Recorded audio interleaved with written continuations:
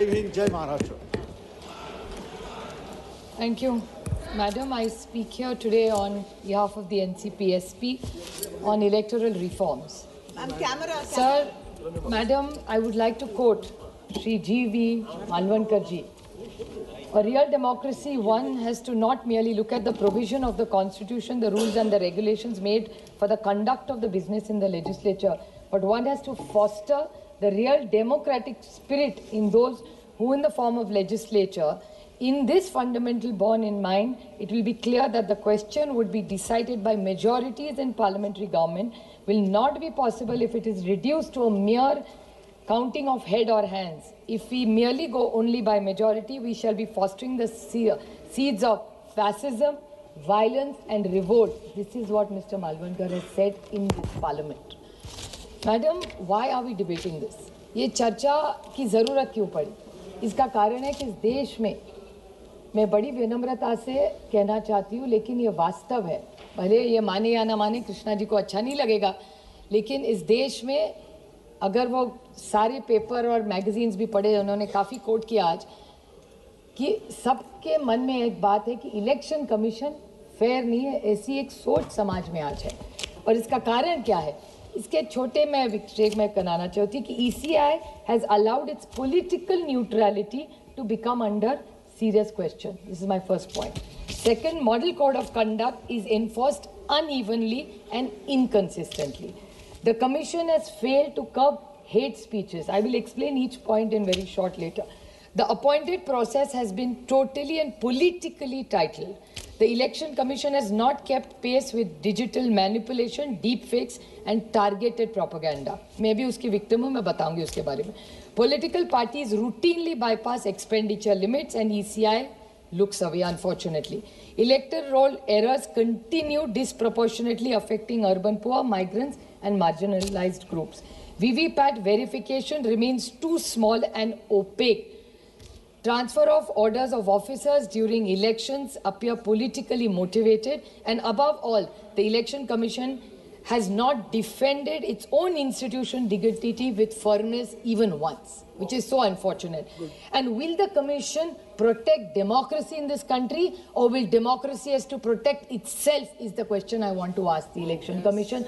Unfortunately, because I do appreciate Rajiv Ranjanji's point that Election Commission should have been an independent authority. It's not an arm of the government. But today, unfortunately, every attack, every criticism that comes, it looks like the impression their behaviors create that they are a part of the government, which is a very unfortunate thing. It's not healthy for any democracy in the world. It's really a shame. I'll give you a small example. Madam, इस सब के उदाहरण मैं एक ही election में बताऊंगी आपको. Election fair होना चाहिए, सब की बात है. What is B.R. Ambedkar ji said? बाबा साहब ने कहा है, I didn't give a weapon to my people, I gave a right to vote instead. Now it is in their hands whether to live like a legend by fighting or becoming a slave by selling it. This is B.R. Ambedkar जी का coat है sir. और तब उन्होंने कहा था, उनको पता भी नहीं था इस देश ऐसे आगे बढ़ेगा. हमारे यहाँ मैडम पंचायत की इलेक्शन हुई है, यहाँ मस्के जी भी बैठे हैं, आप वेरीफाई कर सकते हैं. जो मैं आरोप नहीं कर रही हूँ, मैं वास्तव कह रही हूँ, पूरी चीज़ मैं ऑथेंटिकेट कर सकती हूँ. मैंने लाया है सब कागज मेरे साथ. क्या हुआ? पहले पंचायत में इतनी बड़ी सरकार आई, मैं नहीं कह रही हूँ, इनका कहना है कि मैं भी उसी मशीन पे चुन के आई हूँ, तो मैं VVPAT ECI किसी पे नहीं बोलूँगी, क्योंकि मेरा कहना है अगर वो मशीन में गलती है तो मेरे से शुरू करिए, क्योंकि मैं 4 बार चुन के उसी मशीन के कारण आई हूँ. So I am not speaking against the machine. I am making a very limited point and with great expectations from the Bharatiya Janata party, जिसको इतना बड़ा मैंडेट महाराष्ट्र में मिला. कैसे मिला उसके बारे में बाद में जाऊँगी, लेकिन मैं पूछना चाहती हूँ उनको कि इसी इलेक्शन कमीशन में न्यू पंचायत, नई सरकार, 200 MLA आए आउट ऑफ 288, सुप्रीम पावर. कौन पूछ रहा है उनको वहाँ? सब तो इन्हीं के सत्ता है, LOP भी नहीं है वहाँ. इतनी उनको भरोसा महाराष्ट्र की जनता दिया नहीं दिया, कैसे वो तो अलग, वो आज चर्चा की बात नहीं है. लेकिन मानिए कि पूरा फेयर हुआ इलेक्शन, 200 MLA आ गए. उसके बाद जो पंचायत का इलेक्शन हुआ, पहली बार महाराष्ट्र के इतिहास में ऐसे हुआ है कि पहले फॉर्म में गड़बड़, उसके बाद विड्रॉल में गड़बड़, उसके बाद आरक्षण में गड़बड़, उसके बाद कैश मैंने नहीं पकड़ा, यहाँ जो बैठी हुई है उनके जो मित्र पक्ष है उनके ही एक MLA ने उनके ही एमएलए, बीजेपी के एक एमएलए के साथ वो उन्होंने आरोप किया, और शिवसेना जो मस्के जी उसके पार्ट है, उनके एक एमएलए ने घर में गए, किसके? भारतीय जनता पार्टी के, भारतीय जनता पार्टी के एक नेता के घर में गए और उन्होंने हार्ड कैश पकड़ाया, जो हर चैनल ने दिखाया। मैं आरोप नहीं कर रही हूँ, ऑथेंटिकेट पूरा कर सकती हूँ। हार्ड कैश, और ये एक एग्जाम्पल नहीं, ऐसे 10 में आपको बता सकती हूँ। तो पैसा भी बांटा गया। उसके बाद जिस तरह से भाषण करे, हमारी तो इलेक्शन कमीशन महाराष्ट्र में तो है ही नहीं मैडम, है होगी तो हमें तो पता नहीं कहा है। हम जाते मिलते नील बाय माउथ होता है ना, जिप, उन्होंने मौन व्रत रखा है, एक चीज नहीं बोलते। उसके बाद वायलेंस, महाराष्ट्र के इतिहास में आज तक कभी भी वायलेंस नहीं हुआ है, लेकिन बंदूकें भी दिखाई गई। किसने किसको बंदूक दिखाई मुझे नहीं पता, वो तो होम मिनिस्टर हमारे महाराष्ट्र के माननीय मुख्यमंत्री बता सकते हैं। लेकिन गाड़ियां तोड़ी गई, पत्थर फेंके गए, बंदूक निकाली गई। ये कौन सा राज्य है? ये है ट्रांसपेरेंट इलेक्शन। और उसके बाद ईवीएम के लॉक भी तोड़े गए, और ये सारा टीवी पे दिखाया। मैं आरोप नहीं कर रही हूँ, यहाँ मस्के जी भी बैठे, श्रीकांत शिंदे जी भी बैठे, उसी सरकार के पार्ट है, इनके ही लोगों ने ये सारे, मैं फिर से बोल रही हूँ मैडम, फॉर्म में गलती, विड्रॉल में करप्शन, आरक्षण में गड़बड़, कैश बांटा गया। मैं तो प्रधानमंत्री जी से विनम्रता से कहना चाहती हूँ कि आप देश को एक दिशा देख रहे, आप ही की सरकार महाराष्ट्र में कुछ और ही करे जा रही है। नोटबंदी का मैडम आपको याद होगा, इसी हाउस में हमने नोटबंदी पास की। प्रधानमंत्री की क्या इच्छा थी कि इस देश से काला धन निकाल देंगे, पूरा जो भी होगा कैशलेस इंडिया हो जाएगा। अभी तक सरकार, मुझे अभी तक तो पता नहीं, मेरे दोस्त है शिव कुमार उदासी अभी हाउस में नहीं है, लेकिन उन्होंने सवाल किया था, तब मुझे चैलेंज किया था कि नोटबंदी में पैसा कितना गिनते, आज तक किसी को देश में पता नहीं कितना कैश आया इस देश में। तो ये कैश इनके पास, आपके पास नहीं है, हमारे किसी के पास कैश नहीं, बीजेपी के पास कैश से कैश मिला। और छोटा नहीं, बैग में नहीं मैडम, सूटकेसेस में मिला है, उसके वीडियो आए हैं। इसकी इंक्वायरी कब लगाएंगे? मैं मांग करती हूँ इस सरकार को कि ईडी और सीबीआई की इंक्वायरी हो और जांच हो, ये कैश कहां से आती है। अगर ये कैश सरकार छाप नहीं रही है, डिजिटल इंडिया हो रहा है, तो इतना सारा कैश महाराष्ट्र में कैसे पकड़ा जाता है? कि ये खोटी झूठ वाली नोट है कि कौन सी नोट है, कि नेपाल से है, ये पता नहीं है। इसकी तो इंक्वायरी होनी चाहिए। This is a issue of not national, international, this is a big racket going on. और सिर्फ आरोप मैं नहीं कर रही हूँ, ये भी बैठे हैं यहाँ, इनको पूछ लीजिए आप, आपके मित्र पक्ष है, उन्होंने पकड़ा है। मैं तो उनको, राणे साहब शायद नहीं है, राणे साहब का बेटा नीलेश राणे हमारे साथ सांसद रहे, मैं ऑन रिकॉर्ड, भले वो शिवसेना में हो आज, लेकिन मैं उनका बहुत, उन्होंने जो किया उसका स्वागत करती हूँ। ये देशभक्ति का उदाहरण है, तो ये उदाहरण है देशभक्ति का नीलेश जी। वो भी सत्ता पक्ष में हो, फिर भी देश के लिए कैश पकड़ा गया। और इतना भी नहीं किया, वहां टीवी लेके गए, पूरे देश को दिखाया कि देखो बीजेपी क्या कर रही है। मैं नहीं कह रही हूँ, वो कह रहे, मैं तो सिर्फ कोट कर रही हूँ, मैं नहीं आरोप किसी पे कर रही हूँ, मैं सिर्फ कोट कर रही हूँ। मैं सिर्फ पूछना चाहती हूँ कि बड़े लोगों ने कहा की बारामतीचं बोला ना तुम्ही माझ्यानंतर, झाला असेल तर माझ्या इलेक्शनमध्ये नाही, आमच्याकडे पैसेच नाही, आम्ही कुठून वाटणार।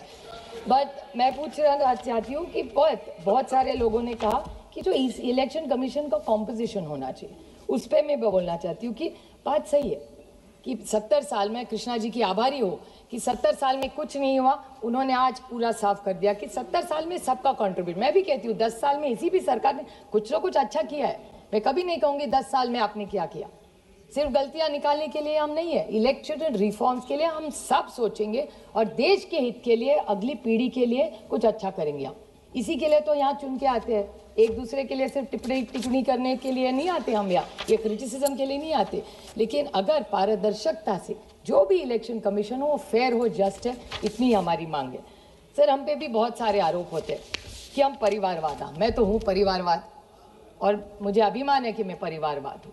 जिस माँ बाप ने मुझे पैदा किया उसके लिए मैं तो बहुत भाग्यवान समझती हूँ खुद को, और मुझे कुछ गलत नहीं लगता क्योंकि लोगों से चुन के आते हैं हम कॉपी करके पास नहीं। 4 बार लोकसभा में बहुत सारे हम परिवारवाद यहाँ है, लेकिन उससे भी ज्यादा परिवार अभी उस साइड है। मैं उसके लिए नहीं बोलने वाली, मुझे डर किस बात का।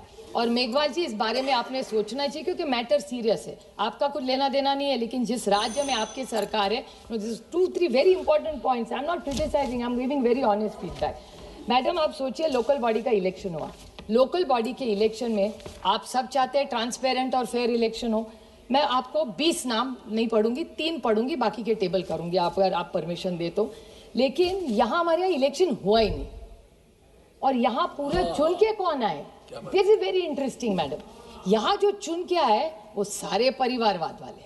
अब देखिए, अब सोचिए, अब बिना इलेक्शन मोदी जी सबसे विश्व गुरु, सबसे पॉपुलर है इस दुनिया में प्राइम मिनिस्टर, उनके खिलाफ भी कोई ना कोई भले हारे पर लड़ता तो है ना। एक लोकतंत्र में सशक्त लोकतंत्र होगा, कितने भी आप अच्छे, एक तो विरोधक होना चाहिए ना। यही तो बाबा साहब ने हम सबको सिखाया है, अपने संविधान ने तो यही कहा है। मोदी जी भी कहते हैं, रंजन जी अभी तो कह, राजीव रंजन जी कह रहे थे कि विपक्ष होना चाहिए, मोदी जी की भी इच्छा है, तो एक तो विरोधक होना ही चाहिए। लेकिन महाराष्ट्र में क्या हुआ, पूरी लिस्ट है मैडम, आपने घंटी बजाई तो नहीं पढ़ूंगी। 3-4 नाम, जामनेर नाम की जगह है, साधना महाजन, कौन है ये? अच्छा है, मुझे बहुत अच्छा लगा, एक औरत बन रही है अपोज, बड़ी अच्छी बात है। लेकिन उसका एंगल ऐसा है कि ये परिवारवाद प्रोडक्ट है। Minister, cabinet minister Girish Mahajan wife, Bhusawal Rajani Savkare, Sanjay Savkare cabinet ministers wife, Khamgaon Aparna Phundkar, minister Akash Phundkar भाभी, then Dondaicha mister Rawal, minister Jaykumar Rawal's mother, Yavatmal Priyadarshini Uike, minister उके's daughter, Yavatmal, फिर चिखलदरा चीफ, वो छोड़ दीजिए, अभी मुख्यमंत्री के खिलाफ नहीं बोलेंगे, छोड़ देंगे। 40गांव प्रतिभा चव्हाण, वाइफ ऑफ मंगेश चव्हाण, धामणगांव, सारे हैं, ये सारे मैडम इलेक्शन हुआ ही नहीं, वहाँ अनअपोज्ड हो गए और वायलेंस भी हुआ है, ऑन रिकॉर्ड बोल रही हो। तो अगर बीजेपी, और सारे बीजेपी के हैं, आप सोचिए किसी को फॉर्म भी भरने नहीं दिया और सारे मंत्रियों की बीवी, बहन, भाभी, माँ है, ऐसे कैसे हो सकता है एक लोकतंत्र में? मेघवाल जी अनअपोज्ड, मैं समझ सकती हूँ, 1 अनअपोज्ड, 2 अपोज, 25 अनअपोज्ड हो सकते हैं, ऐसे कैसे हो सकता है? मेघवाल जी आप न्याय दीजिए हमें, बड़ी अपेक्षा से मैं भाषण कर रही हूँ आपके सामने में। अरे किस बात की लोकप्रियता, छोड़िए, ईडी सीबीआई का उनके साथ निकालूंगी ना तो हमारे ही साथ उसमें के 10 है, वही आपके साथ है। अभी कुंडली उनसे ज्यादा मैं जानती हूँ उनकी। और एक छोटा, हमारे यहाँ शिरूर नाम का एक विधानसभा है, शिरूर में एक है, वहाँ 1000 वोट्स, 1000 शिरूर में, ना घर है ना कुछ है। आरटीआई करवाया किसी ने कि 1000 वोट आए कहाँ से, तो ये वोट कहाँ से आए? हवा से आए। उसको चैलेंज किया है लेकिन उसका जवाब नहीं मिला है। मैडम हम पूछना चाहते हैं, this is it, what did ये रिजर्वेशन, आरक्षण के बारे में इनको बहुत अच्छा लगता है आरक्षण, हम सब उनके साथ हैं, मराठा, धनगर, लिंगायत, मुस्लिम, किसी का भी आरक्षण आप लाइए महाराष्ट्र से, हम पूरी ताकत से आपके साथ खड़े रहेंगे। लेकिन महाराष्ट्र में इलेक्शन अनाउंस हुआ, this is a reform you must do. Meghwal ji, मैं आपको मांग करती हूँ कि रिफॉर्म अगर आप कर रहे हैं तो सुधार कर रहे हैं तो सब मिलके करें। महाराष्ट्र में पंचायत का इलेक्शन अनाउंस हुआ, उसके बाद रिजर्वेशन का ऑब्जेक्शन हुआ मैडम, और आप सोचिए आधा इलेक्शन कैंसिल हो गया।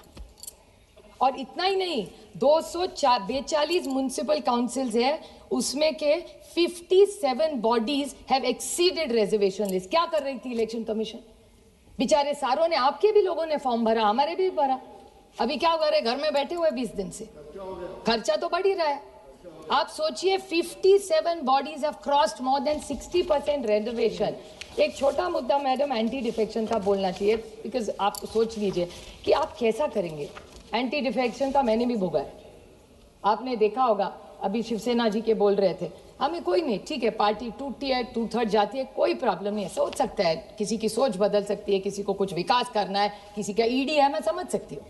लेकिन मैं, आप बताइए मुझे थोड़े से कि एंटी डिफेक्शन लॉ जो शेड्यूल 10th में है, लेकिन हमारे यहाँ महाराष्ट्र में क्यों नहीं हो रहा है?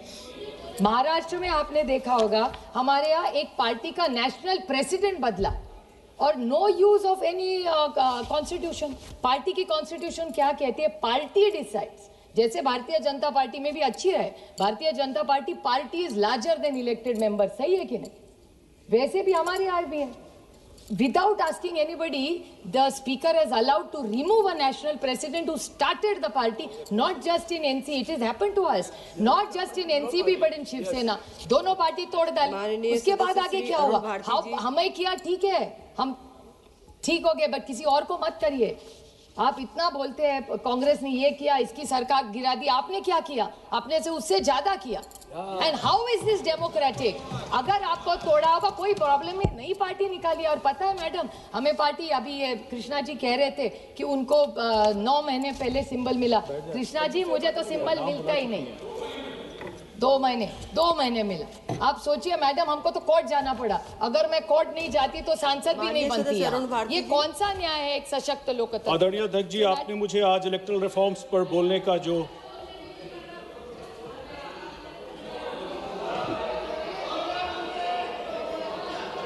थे, देखिए हम भी सरकार में बहुत साल रहे। देखिए, जीत का अहंकार नहीं होना चाहिए और हार का दुख भी नहीं होना चाहिए। एक सशक्त लोकतंत्र अगर रखना हो तो वो नियम कायदे से चलेगा, किसी की मनमर्जी से नहीं चलेगा। ये देश सिर्फ और सिर्फ भारत रत्न डॉक्टर बाबा साहेब अंबेडकर के संविधान से ही चलेगा। जय हिंद। आदरणीय अध्यक्ष जी, आपने मुझे इलेक्टरल रिफॉर्म जैसे गंभीर विषयों पर अपनी पार्टी लोक जनशक्ति पार्टी रामविलास